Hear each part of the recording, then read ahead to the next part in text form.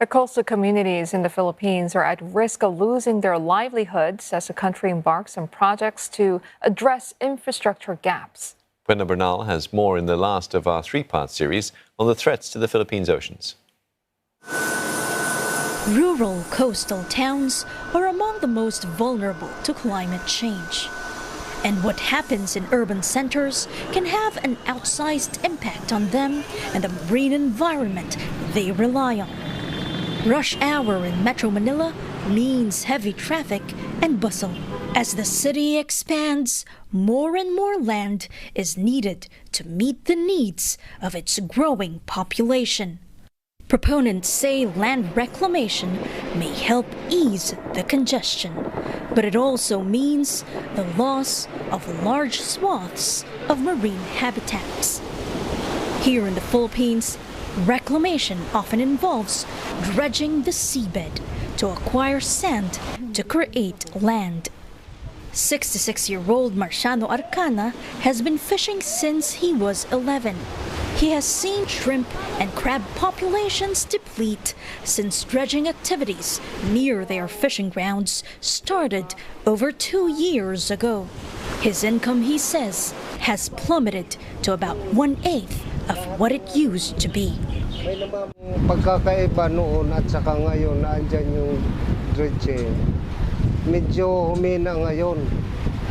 Humina ngayon ang yung kita ng mga katulad sa amin mandaragat.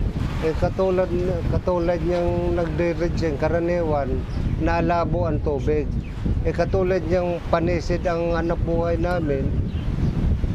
Paano ka makakahuli kung lagi malabo ang tubig? Moratoriums are now in place on fresh reclamation along Manila Bay and seabed quarrying across the country. But ongoing projects can continue.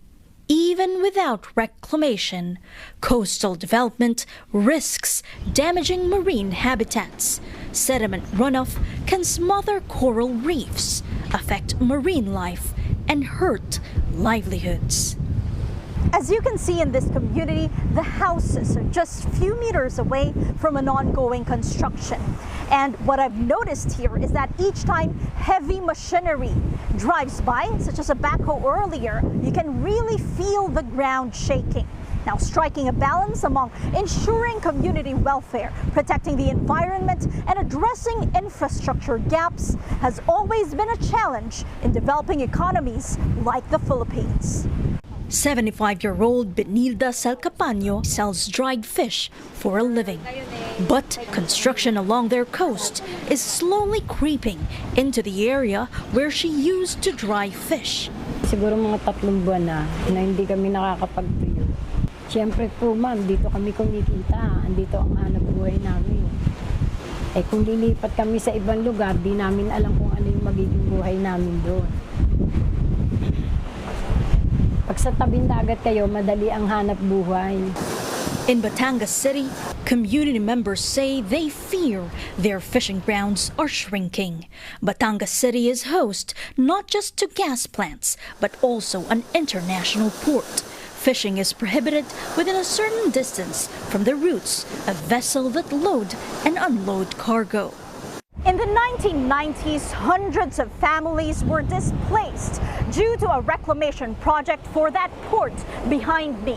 Obviously, this piece of infrastructure has contributed significantly to the maritime transport of both people and cargo in a country of over 7,000 islands. But members of the coastal community I spoke to here feel that each time large-scale construction occurs by the coast, the space for them to secure their living narrows down even further. The country's current framework puts a premium on securing environmental compliance certificates, mostly prior to a project. But Batangas fisherman Joseph Barrios hopes public consultation can be done among fishing communities before, during, and even after infrastructure development near the coast. Kailangan po ito nagkakaroon ng mga public consultation para mas mahusay na nilalatag din po ng mga katulad namin ang aming karapatan sa kabuhayan paninirahan at sa mga epekto. Maging anuman ang proyekto, kailangan nandoon po kami ng mga magpipresenta para makita o maihayag din namin ang aming saloobin hinggil sa kanilang mga itatayong mga proyekto. As the tide turns, the Philippines also faces a sea of global challenges such as pollution, and coral bleaching is a sign of warming oceans. Around half of animal protein consumed in Filipino diets comes from fish. But with the challenges that Philippine oceans now face, I could not help but wonder for how long. Buena, Bernal, CNA, Manila.